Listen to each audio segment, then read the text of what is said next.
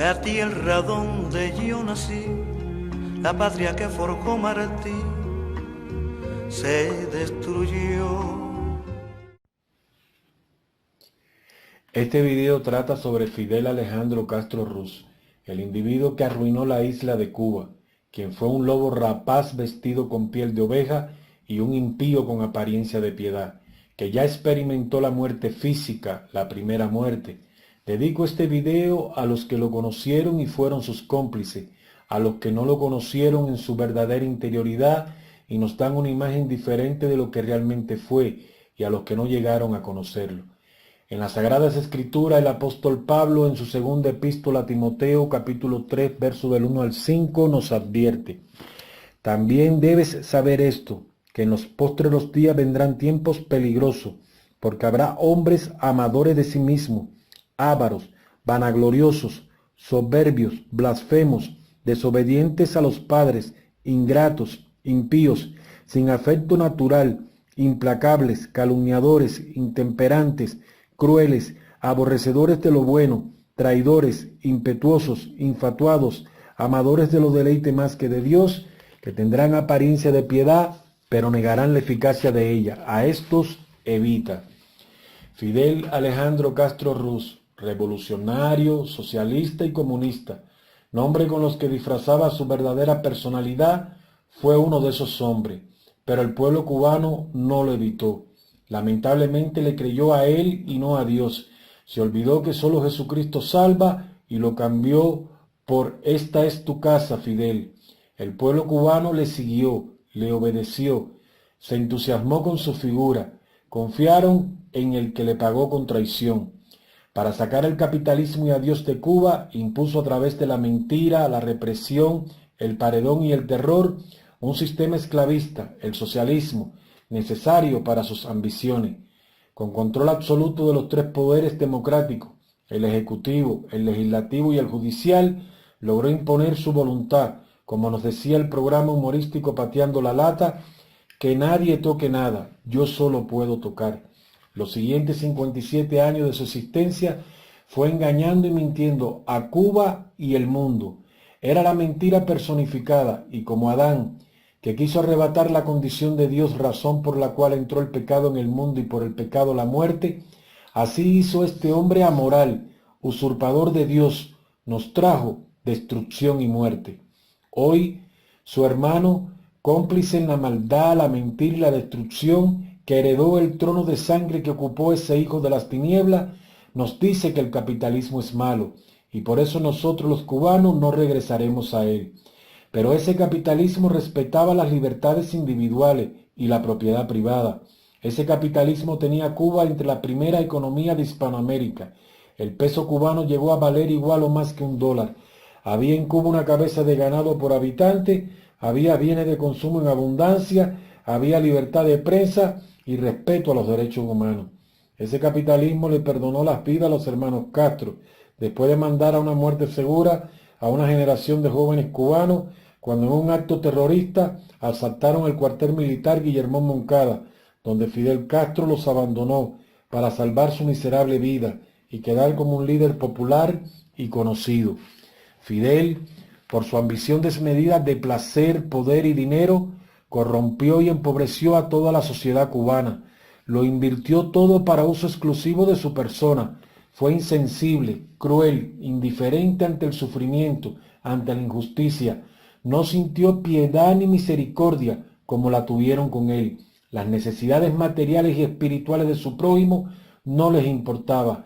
Para él no existían personas, sino sus ambiciones materiales. No tuvo sentimientos, sino egolatría. No mataba a un hombre, suprimía un obstáculo. Desde su posición usurpadora de divino, realizó todo lo malo que un ser humano puede cometer en vida. Traicionó a sus compañeros de lucha, difamó, calumnió, fue testigo falso, genocida, golpeó, encarceló, mintió, torturó, fusiló y desterró. Conocemos el mandamiento: no matarás. Pero no solo se mata físicamente, hay otras maneras de matar: la insensibilidad, la indiferencia ante las necesidades de los demás, negar nuestros afectos, nuestra atención, nuestros recursos ante el otro que los necesita, es una forma de matar. Su egoísmo se elevó a los grados más perversos cuando robó las propiedades y la riqueza a todos los cubanos. Mientras el pueblo carecía de bienes de consumo, de dinero y de esperanza, él llenaba sus despensas, sus cuentas bancarias, aumentaba sus propiedades, vivió como un rey sin que le faltara nada material, gozó en abundancia de alimentos, fue dueño de fincas, playas, construyó para sí un hospital con todo el equipamiento moderno, con los mejores y más calificados especialistas y medicamentos. Esos fueron sus premios, sus medallas olímpicas. Pero está establecido que todos morimos y le llegó su rendición de cuentas. En el Evangelio de Lucas, capítulo 6, versos 24 y 25, nuestro Señor Jesucristo nos enseña: «Ay de vosotros, los que estáis hartos, porque tendréis hambre. Ay de vosotros, los que ahora reís, porque lamentaréis y lloraréis». En el libro de los Proverbios, capítulo 6, versos del 16 al 19, la palabra de Dios nos enseña: 6 cosas aborrece Jehová, y aún 7 abomina su alma: los ojos altivos, la lengua mentirosa, las manos derramadoras de sangre inocente, el corazón que maquina pensamientos inicuos, los pies presurosos para correr al mal, el testigo falso que habla mentiras y el que siembra discordia entre hermanos. De todas ellas fue hacedor el ególatra de Fidel Castro. Era tanta su maldad que también practicó cada uno de los pecados mencionados en el libro de Apocalipsis 21:8. Pero los cobardes e incrédulos, los abominables y homicidas, los fornicarios y hechiceros, los idólatras y todos los mentirosos tendrán su parte en el lago que arde con fuego y azufre, que es la muerte segunda, su destino final. Hago un breve resumen de los crímenes y violaciones que son parte del funesto legado de abusos y atropello dejado por este asesino narcotraficante. Más de 3.100 fusilados entre 1959 y 1968. Más de 886 cubanos desaparecidos en el estrecho de la Florida. Más de 1.200 presos políticos muertos en prisión. Como digno heredero de Valeriano Boiler, desplazó de manera forzosa a familias residentes en las lomas del Escambray, obligados a vivir en pueblos cautivos en las provincias de Pinar del Río y Ciego de Ávila, en lo que se conoce como la reconcentración del Escambray, el 15 de diciembre de 1971. Del 26 de noviembre de 1965 al 29 de junio de 1968, creó los campos de trabajo forzados agrícolas llamados las Unidades Militares de Ayuda a la Producción, más conocido como la UMAT. El 13 de junio de 1994 masacró a más de 30 personas, incluyendo niños, en el hundimiento del remolcador 13 de marzo. El 24 de febrero de 1996 asesinó a 4 jóvenes pilotos en el derribo de las avionetas de Hermanos al Rescate. El 11 de abril del 2003 fusiló de forma sumaria a 3 jóvenes que en busca de libertad secuestraron una lancha, pero que no derramaron una sola gota de sangre en el intento. A todos los que, sabiendo todas estas acciones de un individuo diabólico, lo enaltecen, le rinden tributo, la palabra de Dios advierte en el libro de Isaías capítulo 5, verso 20: «Ay de los que a lo malo dicen bueno y a lo bueno malo, que hacen de la luz tinieblas y de las tinieblas luz, que ponen lo amargo por dulce y lo dulce por amargo. Abajo el castrocomunismo. ¡Viva Cristo Rey!». Oye, esto es para los que no saben. Les voy a dar una clase de historia para que aprendan. Pero para los que saben, que tienen más de 60 años, están haciendo los locos, les voy a refrescar la memoria, porque parece que ustedes padecen del síndrome de Estocolmo. Marichal, esto es para el presidente del comité, esto es para el militante de la UJC y para los que viven en el extranjero defendiendo el comunismo y comiendo bistec.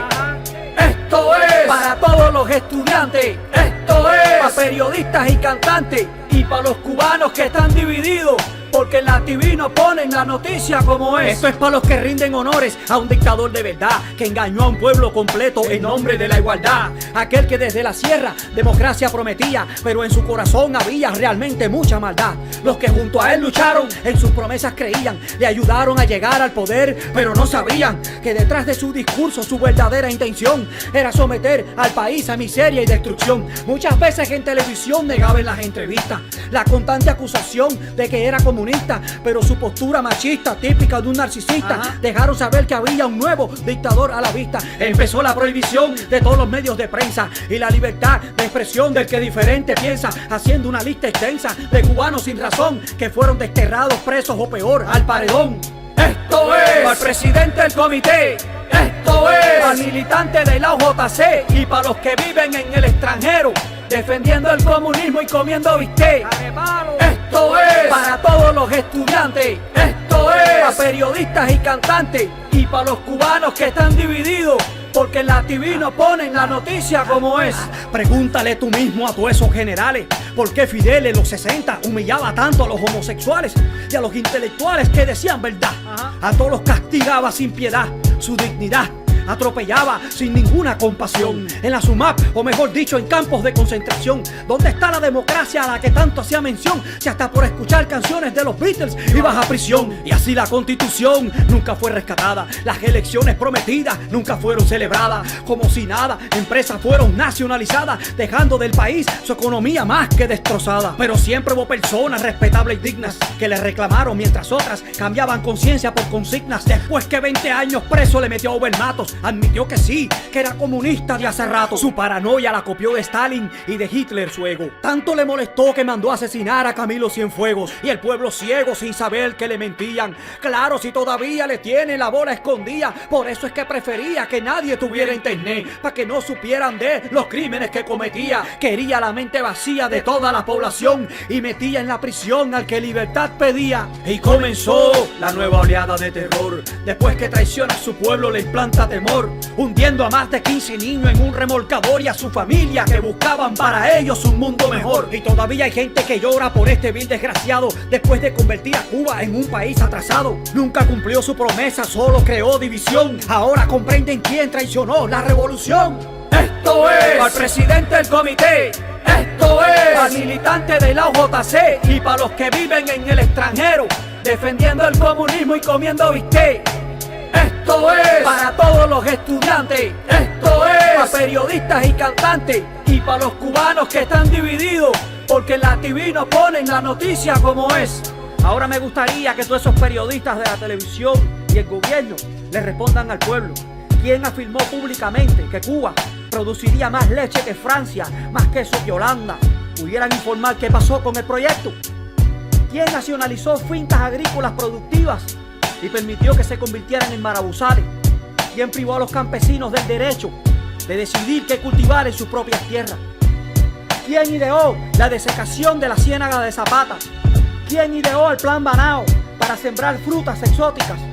¿Dónde están las fresas, las uvas, las peras, las manzanas y los melocotones que prometieron al pueblo? ¿Quién, pese a las advertencias de los expertos, se empeñó en hacer una zafra de 10 millones de toneladas de azúcar que terminó arruinando al país? Digan, ¿quién? ¿Quién estuvo al frente del gobierno que ha convertido en un desastre las producciones ganaderas, cafetaleras, cacaoteras y se ha desaparecido de la mesa de los cubanos la carne de res, el pescado y hasta los vegetales como el berro? ¿Quién fue? ¿Quién nos impuso un sistema económico que según él mismo declaró a un periodista norteamericano que jamás ha funcionado? ¿Quién dividió a las familias cubanas? ¿Quién eliminó las escuelas religiosas y privó de los espacios a los cristianos? Los persiguió, los discriminó solo por mantener firme su fe. Díganme quién fue. ¿Quién creó los mítines de repudio, las brigadas de respuesta rápida y legitimó las golpizas y detenciones arbitrarias a los opositores? ¿Quién legitimó a los actos vandálicos ejecutados cuando la crisis del Mariel? ¿Quién ordenó el fusilamiento de jóvenes que intentaron secuestrar una embarcación sin causar víctimas? Y en menos de una semana los detuvo, los enjuició y los fusiló. A ver, ¿quién le escribió a Nikita Khrushchev en 1962 pidiéndole que atacara primero a los Estados Unidos con bombas nucleares durante la crisis de los misiles? importándole un carajo que se desapareciera Cuba del mapa por tal de hacerle daño a los Estados Unidos. ¿Quién fue? Ahora los que ni siquiera sabían de estos datos, díganme si vale la pena llorar por ese dictador que solamente le importaba su ego personal por encima del pueblo cubano. Sean honestos.